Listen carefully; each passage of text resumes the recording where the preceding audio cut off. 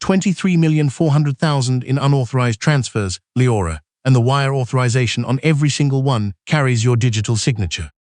Baxter Dunmore, 42-year-old Chief Operating Officer of Dunmore Property Holdings and husband of Leora, placed the document binder at the center of the hotel's private reception room, as though he were delivering a verdict that had already been written. Around the table sat two company board members, a family attorney, and Lizette Horn, 31-year-old Director of Acquisitions at Dunmore Property Holdings, a woman Leora had trusted enough to invite to her foundation scholarship ceremony 2 years ago. Lizette wore a champagne-colored dress tonight. She sat at Baxter's right hand, in the chair that had been Leora's until 30 minutes before. Leora Finch Dunmore, 37-year-old Executive Director of the Finch Community Investment Foundation and wife of Baxter, stood beneath the hotel ballroom's chandelier with her hands at her sides. The charity gala had been her event. She had organized every detail, the student speakers, the endowment announcement, the donor dinner to follow. Baxter had asked her to step into the private room for a family matter. She had followed him without hesitation. The documents inside the binder were detailed, organized, and wrong in ways that only someone who understood financial forensics would know to look for. 3 weeks earlier, Leora had been standing inside a completely different kind of crisis. The emergency call came at 7:43 in the morning, while she was reviewing scholarship applications at her foundation office. A tenant portfolio anchoring over 200 small businesses, restaurants, family clinics, dry cleaners, a handful of neighborhood law offices, had collapsed in a consolidated lease renegotiation. Dunmore's lender had frozen the credit extension, holding the entire deal together.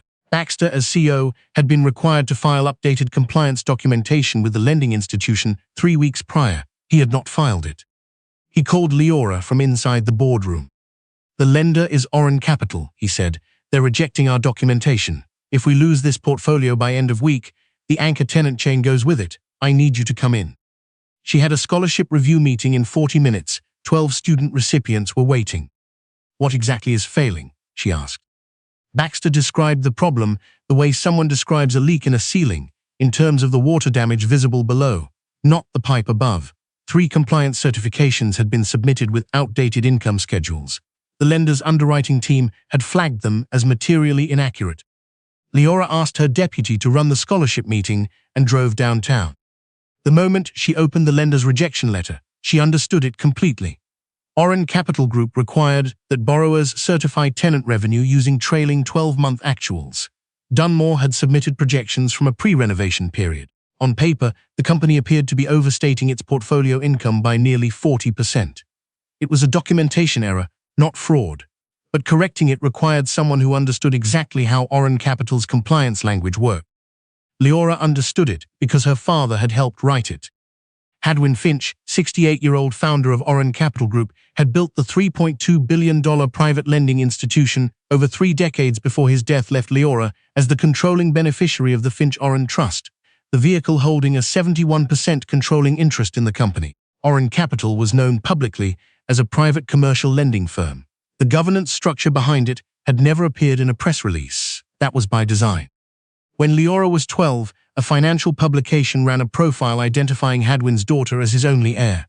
2 weeks later, someone broke into their home in Bethesda while the family was at dinner. Nothing was taken. Hadwin transferred Leora to a different school district the following month and removed her name from every succession record that could be accessed outside sealed trust filings. She grew up inside the business anyway. Loan committee reviews, underwriting standards, tenant hardship protocols, compliance frameworks, but her ownership remained hidden inside a layered structure known only to Oren's senior governance officers, select regulators, and one attorney, Callum Bristow, 52-year-old managing partner of Bristow Fiduciary Counsel and legal advisor to the Finch-Oren Trust for 14 years.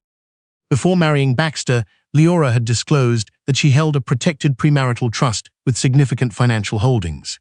Baxter signed the agreement without reading the disclosure schedule. He assumed she meant a real estate portfolio from her late father's estate. He never asked what the trust actually controlled. At the Dunmore conference table, Leora rebuilt the compliance package in 4 hours. She corrected the income schedules, drafted a remediation narrative, and attached 3 years of trailing actuals from the tenant portfolio. By mid-afternoon, Oren Capital's underwriting team had issued a preliminary approval. Baxter walked in while she was still compiling the final exhibits. "Oren came through," he said. The corrected submission went out an hour ago. He looked at the documentation on her screen. Good, send me everything. I'll present it to the board. He left without thanking her. That evening at the company's quarterly dinner, Baxter stood before 50 employees and credited Dunmore's legal team and his own negotiations with Oren Capital for preserving the tenant portfolio. A senior vice president shook his hand. Several employees applauded.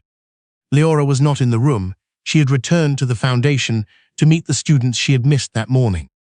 She would remember that dinner later, not because of the credit Baxter claimed, but because of a name she had noticed while correcting the compliance documents. Listed among Dunmore's approved vendor recipients for tenant services was a company called Finch Community Outreach Solutions. Her foundation was the Finch Community Investment Foundation. The names were not identical, but they were close enough that someone would need to look twice. She called Callum that evening and described what she had seen. He asked her to come to his office in the morning. The files across his conference table were not reassuring. Over 8 months, someone had made 4 separate requests through Dunmore's vendor management systems for records connected to Leora personally. Her digital signature from a grant authorization 2 years prior. Her tax identification number pulled from an estate document she had submitted at Baxter's request the previous spring. A copy of her foundation's IRS determination letter. Wire routing credentials attached to a donor account she had used once.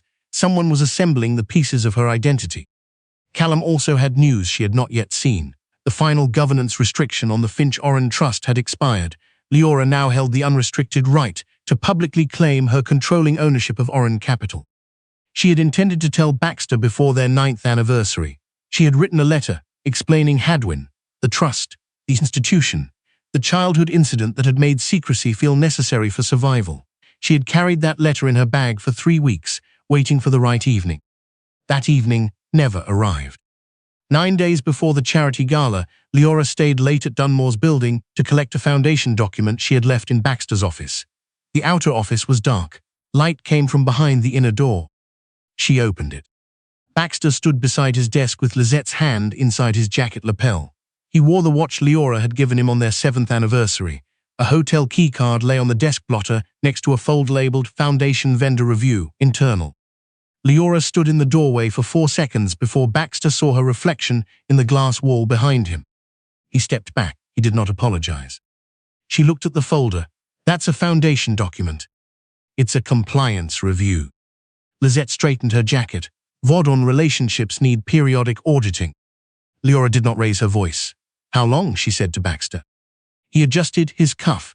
Our marriage has been over for longer than you've been willing to admit. Lizette looked at Leora with something close to patience. He deserves someone who understands the world he actually lives in.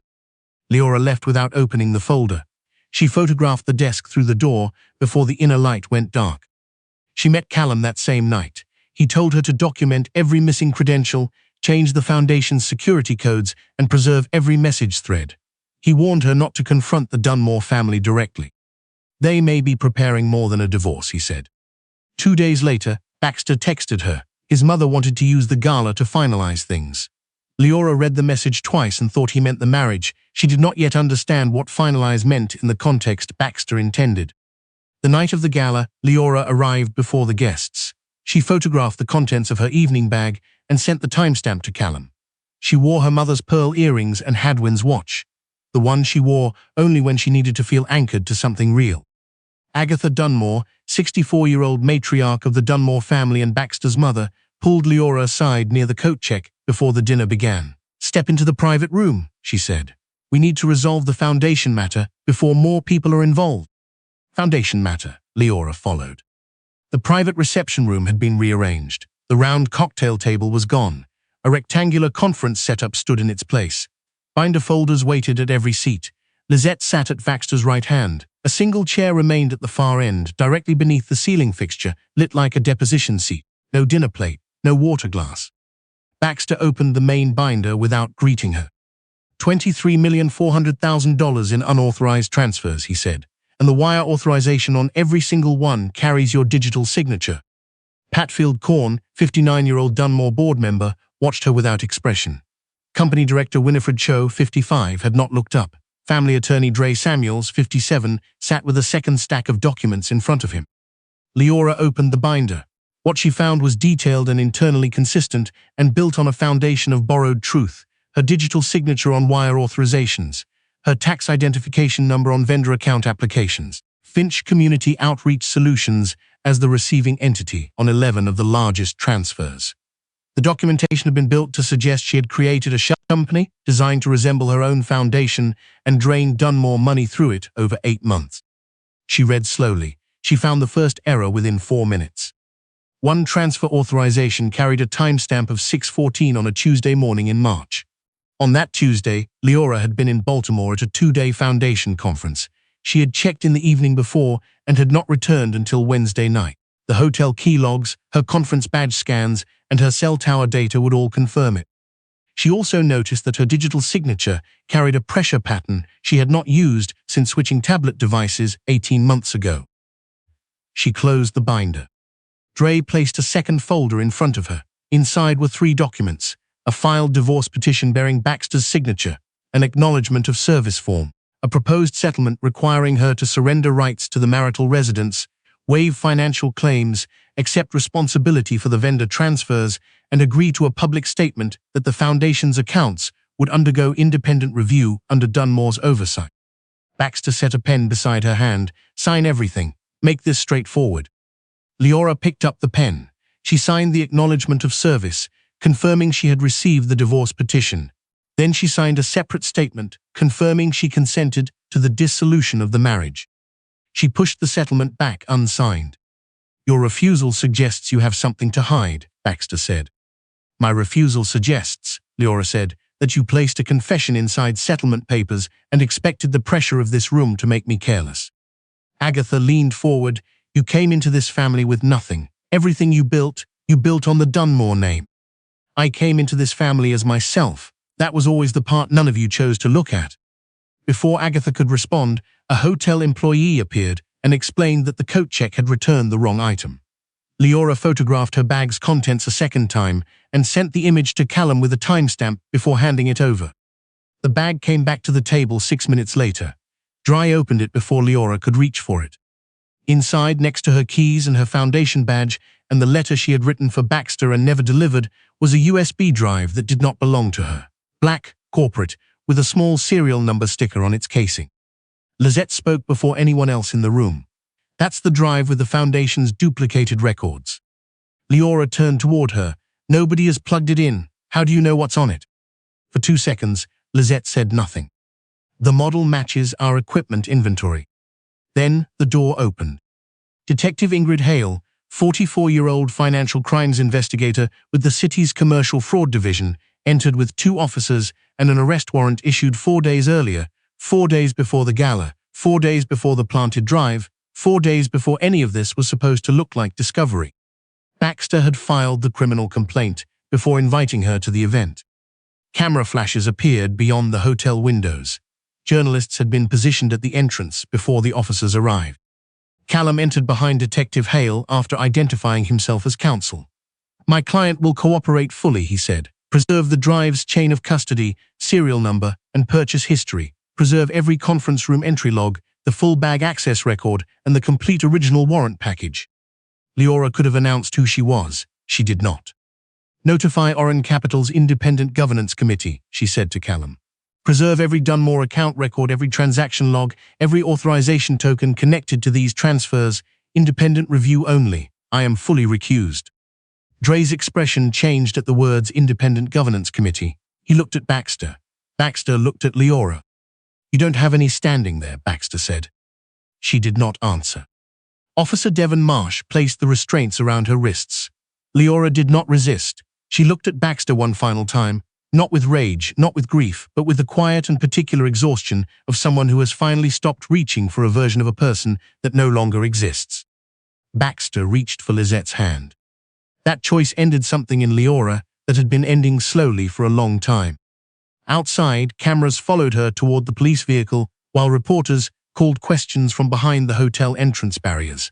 Callum's phone lit up in his hand before the door closed. Oren Capital's independent forensic team had already flagged a second transfer, initiated 17 minutes after Leora entered the private reception room, at a moment when she had been surrounded by witnesses from the second she arrived. Inside a holding room later that night, Leora sat under a fluorescent light and watched the news coverage on a mounted television. The Chiron identified her as the charity director wife of Dunmore's COO, charged with orchestrating a multi-million-dollar shell company scheme. Every image Dunmore had supplied to the press showed Baxter at company events, confident and centered, while Leora stood slightly to the side or slightly behind. The report did not mention that the compliance package saving the tenant portfolio had been her work. It did not mention the second transfer. It did not mention that the USB drive's serial number would trace back to a bulk order placed from Lizette's administrative account 6 weeks before the gala. Leora already knew about the serial number. Callum had found it within hours. Greer Dunmore, 29-year-old company communications associate and younger sister of Baxter, had sent Callum a message 40 minutes after the arrest. She had seen Lizette carrying an identical drive at a company strategy meeting 12 days earlier and photographed it without fully understanding why the image bothered her.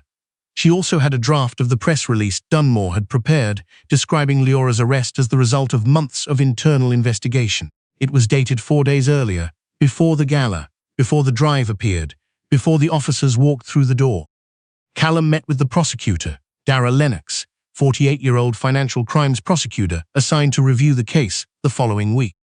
The forensic accountant Callum had engaged, Quentin Farr, 46-year-old independent digital forensics specialist, had already reconstructed the signature trail. Leora's digital signature on the wire authorizations had been lifted from a grant document she had submitted 2 years prior. Every instance carried an identical pressure gradient. People do not sign identically twice. The pattern was not organic. It had been replicated. The timeline held further contradictions. The USB drive's serial number, registered to a Dunmore corporate bulk order, placed under Lizette's administrative account 6 weeks before the gala. The second transfer, initiated while Leora sat in the private reception room, had been authorized through Baxter's physical security token.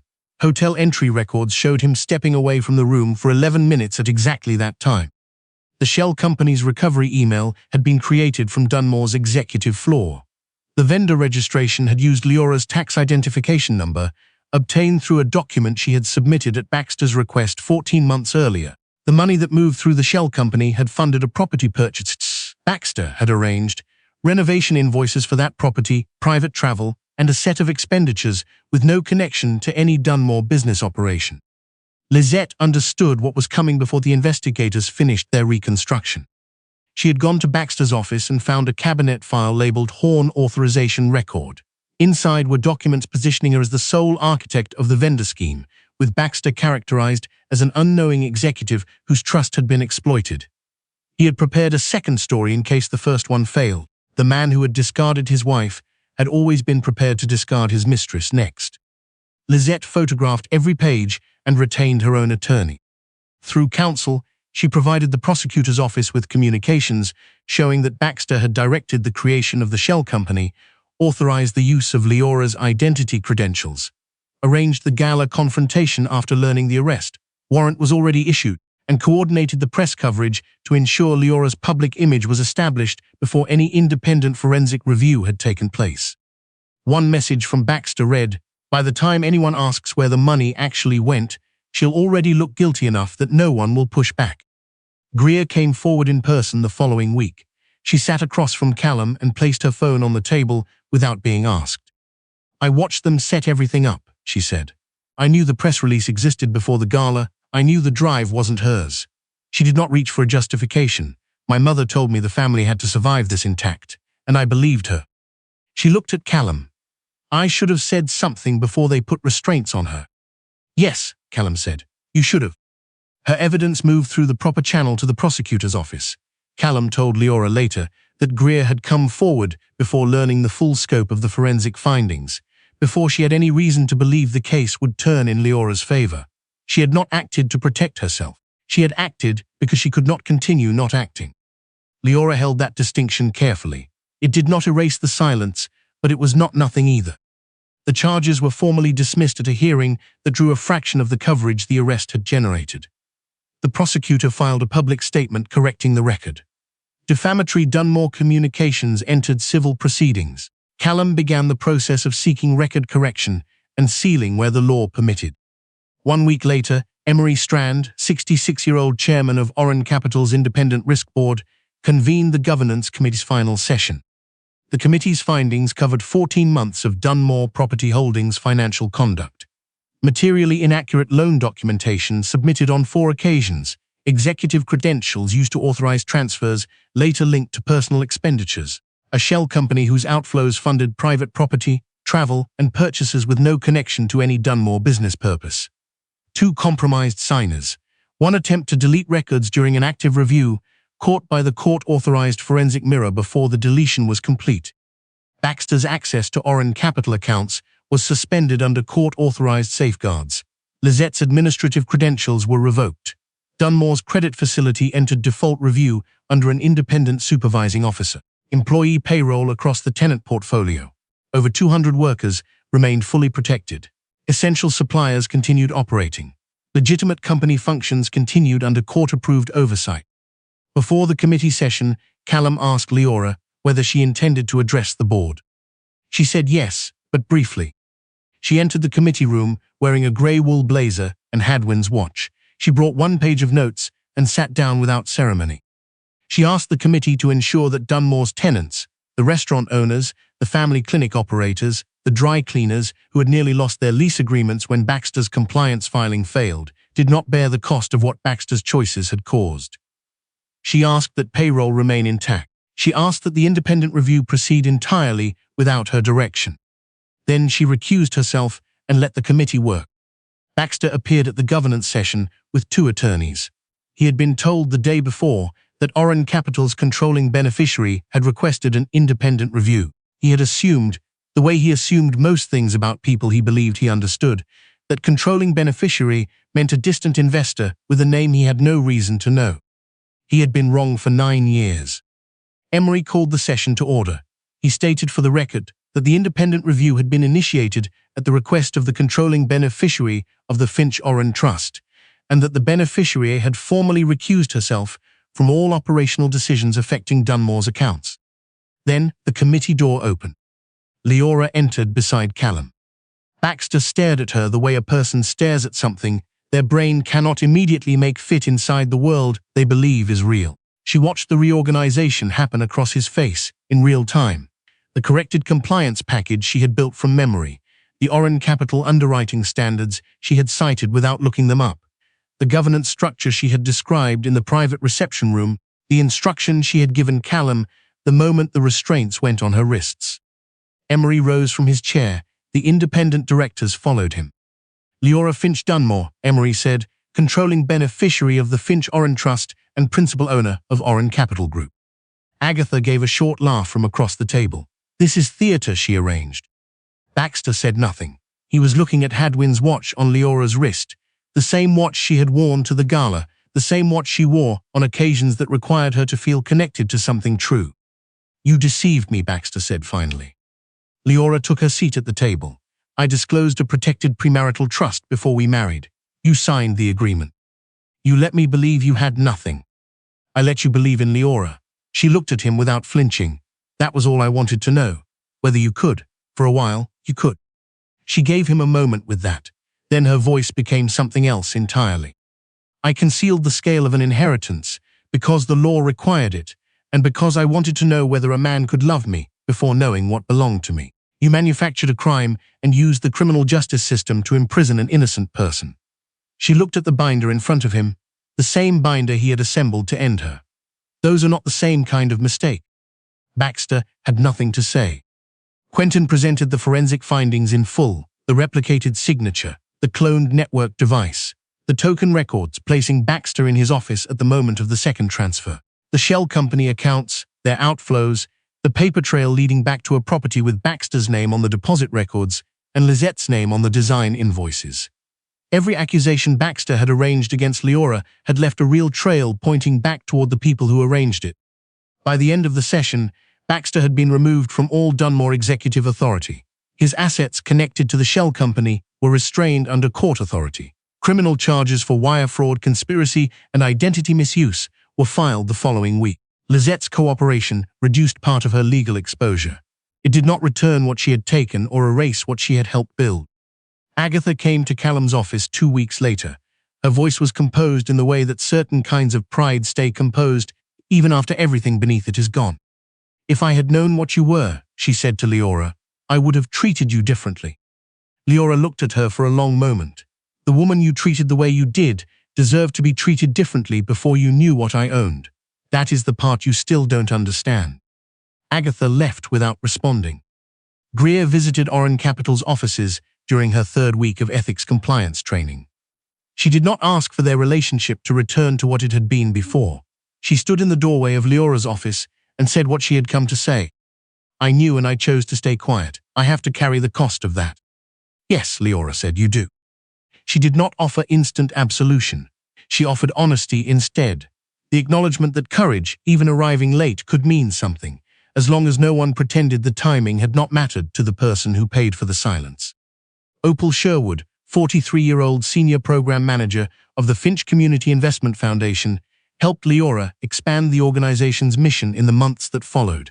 A new legal support program provided assistance to people whose financial identities had been stolen or weaponized in civil or criminal proceedings. An emergency grant fund supported small business tenants affected by executive fraud in commercial property portfolios. A scholarship endowment was created for women entering forensic accounting, compliance law, and financial investigation. At the Foundation's first celebration under its new mission, Leora entered a crowded reception hall. Scholarship students, Foundation staff, Dunmore tenant business owners, and families from the neighborhood financial literacy programs filled every chair. No seat had been removed. No ceiling fixture isolated anyone at the far end. No one checked bags at the door. A clean signature line waited at the bottom of the new Foundation charter. Leora picked up the pen. The signature Baxter had lifted and replicated and used to build a case around her name now created something that would exist long after the case had closed. A fund that would protect the next persons who found themselves standing where she had stood, without a chair, under a bright light, in a room that had already decided what the truth was going to be. She signed. The room held a moment of quiet before the applause came. Baxter was arraigned on a Thursday morning. Investigators walked him from the courthouse while cameras recorded the exit from across the street. An Oren Capital restructuring notice filled the display board above the sidewalk. Tenant portfolio protected through independent supervision, payroll maintained, legitimate operations continuing. Baxter slowed on the sidewalk and looked at it. The woman he had framed had protected the tenants. She had preserved the jobs. She had refused to burn down the building simply because he had once lived inside it. She had only refused to protect him from what he had chosen. In her office that same morning, Leora found a new case file beside Hadwin's watch. A woman in Phoenix, the intake note read. Her digital identity had been used to authorize transfers from her late husband's business account. She had been told by the company's board that the only way to avoid criminal exposure was to quietly sign away her inheritance rights. She had not yet signed anything. Leora opened the file. Her marriage was over. Her hiding was over. Her father's name was no longer something she carried quietly behind closed doors. The truth had been patient. It had collected its witnesses and waited. Now it was her turn to listen for someone else who needed the same. Subscribe now and comment strength if quiet people should never be mistaken for powerless ones.